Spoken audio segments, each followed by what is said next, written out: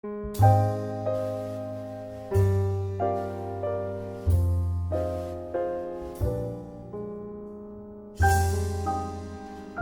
you fellow traveler in this journey of life. It is my hope that you are doing great and that you have been following this journey of the Self Love series. You may have or may not have read my book yet, but what I've tried to do in this series is discuss or verbalize some of the concepts that I have covered in my book, The Power of Self Love. In this series, we have talked about behind every successful person is themselves. We have talked about knowing yourself. We've talked about loving yourself, letting go, forgiving yourself and never giving up on you, committing to you. And in this last episode, we talk about looking back to heal and forward to become. Why did I feel the importance of ending this series with this episode? It is because no matter how we look at it, no matter how much we let go, no matter how much we love ourselves, so many times we might find ourselves stuck because we have not been able to heal from the past. We've not been able to look back, go back to those moments, allow ourselves to feel and accept how those moments felt, and then remind ourselves that we survived, that what we have now are scars, that we are still here. And while we are for a reason, for a purpose. And then now love ourselves enough, apply all those concepts of dedicating ourselves to knowing who we really are and committing to stepping out to the world, knowing that we hold the key to becoming everything we were created to be. To master the strength to move beyond anything that we have experienced before. Even better, to master the courage and the strength to use the experiences we have been through for the better. I was trying to think of the best way to bring this episode to you. And I thought, why not walk with you back to some of my most painful moments? Moments that broke me, but moments that I took time to think about, to look back at, to reflect, and to use to step out into the world. When I close my eyes, I'm taken back to my childhood. I grew up as this jumpy, jolly kid. I think my parents had trouble putting me, quiet and cool and collected. But that's just who I was. My signs of proactiveness showed from back then. I did things that I was not proud of, yes. But also, this proactiveness meant something. I could not put my hand on it. And for a very long time after growing up, I blamed those around me for not helping me bring that proactiveness, channel it to productive things, for them looking at it as a curse instead of a blessing that I now think it is. My ability to just confidently interact with people, to confidently speak my mind out from an early age was not taken so well.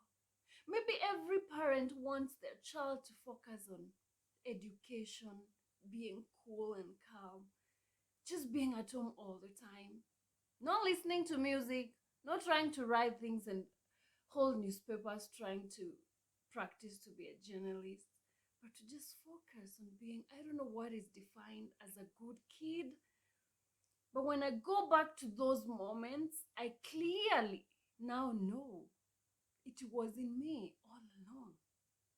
Being out there in the world, using words in different forms, being able to interact with people was in me all along. So, what I did when I discovered that, I had to look at my parents, my siblings, the people around me, and tell myself that's the best they knew how. And I had to move past that. I had to forgive myself maybe for things I did that made them feel they had to tame me instead of mold me using the personality they saw from the very beginning to help me become. I forgive myself and I forgive them.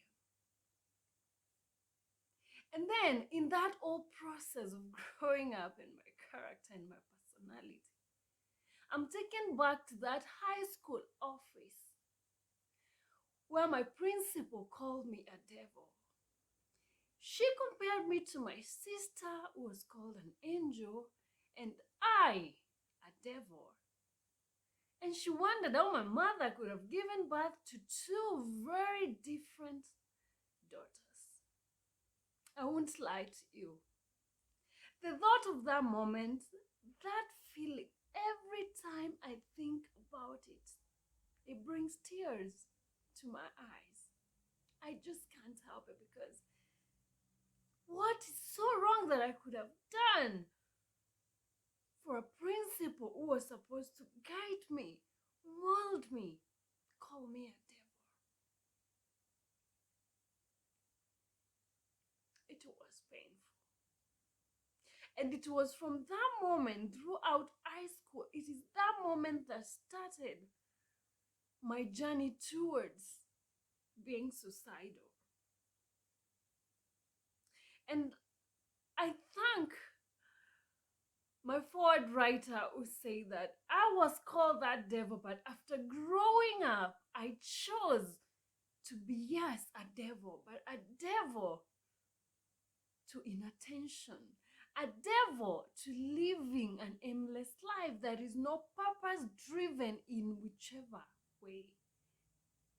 A devil to naysayers, a devil to even versions of myself that try to hold me down. So, yes, when I grew up, I chose to become that devil, but the kind of devil that I chose to. The devil that hates, the devil that dislikes and hates and strives to break all the ties that are stumbling blocks to my success, to my greatness, to the person I know inside me I was meant to become. So, yes, I have gone back to that moment time and again, and every time it is so painful. But I've used that pain to make sure if, yes, I'm a devil, I'm the kind of devil that says, you are not going to get in my way.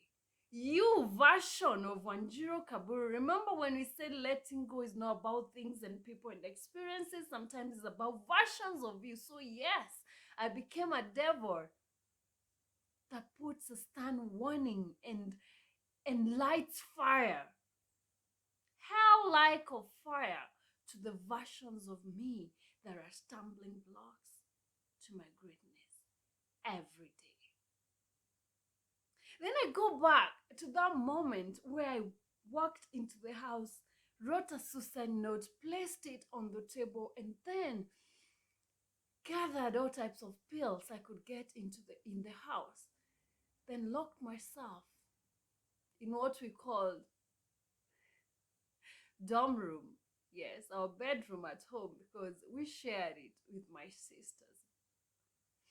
Locked myself in there, and it was so hard to get myself to just taking those pills. Something inside me was fighting to stay alive, but something equally strong was telling me the world has proven to you. The people around you were supposed to love you, protect you, have proven to you that you are of no use in this world. And just about when I was about to put those pills in my mouth, my sister walked into the room, and I remember her knocking on that door after seeing the note and begging me. If I'm honest, that moment maybe reminded me, after all, I think they still want you, but I couldn't help but ask, why then does it feel so? And again, that moment still brings tears on my eyes. I survived that moment. And as I stated in my book, it must have been for a reason. It must have been for me to be here speaking to you about it. It must have been for me to start a self-love journey where I know there is no one, no matter how they love me. Even the great love of God cannot save me if I don't choose to deliberately love me and step out into the world with all the flaws and scars. I might have been too much work, but I've had to take a journey to love me. This suicide attempt went again to the moment after that experience of rape, where I remember him on top of me and me so powerless to move. My outgoing nature, my freeness with people, my trusting ability led me to the arms of a monster. As I've clearly elaborated it, it was supposed to be a nyama choma session, and the way people look at rape today, sadly, victims end up looking like it's like they were asking for it. And every time I hear people talk about that and I'm taken back to that moment, I feel powerless all over again. I feel powerless because it's still taken for granted. It's still taken as a non-issue. It's still taken like people are out there asking to be raped. I see him again and again on top of me and me powerless to fight. And I see myself after that experience loathing myself. I could not face anyone because who was I to talk to when everyone has already tried to show me that I'm that girl. I'm out there. I'm irresponsible. I could not help when I imagined the people close to me would tell me I went looking for it. I could not stand it, so I almost went back to that ditch of suicide, and a friend saved me. Only he knows himself. I don't think the world will ever know who he is. He still remains a friend today. And this experience, him holding my hand and walking with me through that experience, meant everything to me. So when I go back to that moment, as painful as it still feels, I also tell myself I need to gain the courage to talk about it, to condemn it. And in my second book, I have dedicated a whole chapter to talking about the wreck rape leaves behind. And I will openly talk about how it has broken me over the years. And it is my hope that talking about it through this episode, in the discussions I have, panels I sit in, and the chapter that will soon come out in that book. We as a society will sit down and ask ourselves where we're going wrong and choose to do the right thing. Then I go back to my life, even as an adult, in campus, where things, same personality was used against me, proactiveness to make sure classes, I was not a classroom, but I could not stand not knowing, have we been given lecturers? Are they coming to class? And accusations flew left, right, and center. I cannot help but go back to, even when I vied for a position of leadership, the kind of things that were used against me, and then employment, the same proactiveness, just wanting to be out there to do things used against me. And even being warned, I need to, calm down. I've had these all my life. Calm down. Like we've been here, things have been like this, but I've refused to settle. I try. When I look at all these moments, some painful, most of them painful, have broken, but have made me. And I could not have moved forward without going back to each of these moments. Just what I've said are just examples. Of course, I have happy moments. My family is an amazing family. We grew up discussing, talking. As much as that aspect that broke me missed, I've had a beautiful life. But sad or good moments, painful moments especially, which is what I want to focus on, because those are the ones we need to heal from, have broken me time and again. But I've had to make a deliberate choice to use them, to look at those scars as badges of honor, because what a scar means is that you survived, you healed, and you are here. So what we need to do, what I encourage you to do, is go back and emotionally heal. Have an emotional scar, just like we have scars on the skin that show you that yes, you survived this, you healed. May our emotions heal. It's okay to feel the pain over and over again, but remind yourself there is a scar, and it's a sign that you survived and you're here. And what you can do right now is to make the decision to look forward and become everything you were created to become.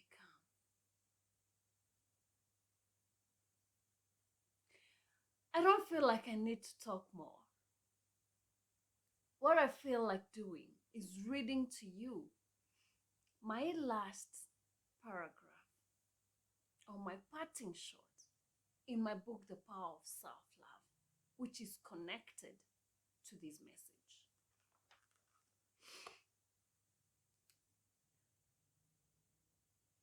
I leave you with an exercise. Note down all you think you are, flaws and or weaknesses, all those things. Wear those flaws as badges, being as kind as possible to yourself, and be grateful for all the pain, tears, mistakes, then put yourself together and walk tall. Go back and heal that little or grown-up girl or boy in you.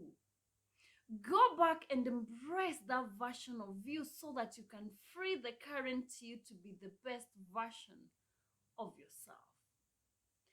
Every day, look at yourself in the mirror and tell yourself this: I love you.